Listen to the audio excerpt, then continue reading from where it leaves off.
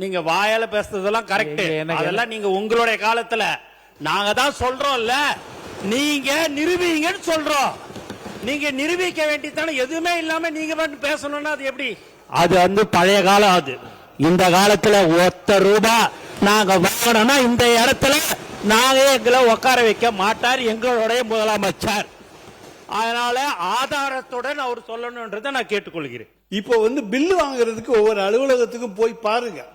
மாண்புமிகு அமைச்சர் அவர்களே, நீங்க ஏதாச்சும் போலீஸ் டிபார்ட்மெண்ட் அது உங்க கையில் இருக்கு பாருங்க.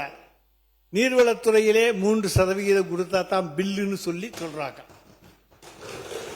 பொதுப்பணித்துறையிலே 5% நீர்வளத்துறை அமைச்சர் மாண்பு பேரத்தலைவர் அவர்களே, அவர் ஆதாரத்துடன் சொல்லணும். அது வந்து பழைய காலம். அது இந்த காலத்துல ₹1 நாங்க வாங்கணும்னா இந்த இடத்துல நாங்க எங்களை உட்கார வைக்க மாட்டார் எங்களுடைய முதலமைச்சர். அதனால ஆதாரத்துடன் அவர் சொல்லணும்ன்றதை நான் கேட்டுக்கொள்கிறேன். இல்ல மாண்பு உறுப்பினர் அவர்கள், நீங்க வாயால பேசுறதெல்லாம் கரெக்ட்.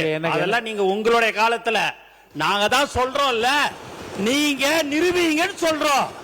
நீங்க நிரூபிக்க வேண்டியதானே. எதுவுமே இல்லாம நீங்க மட்டும் பேசணும்னா அது எப்படி?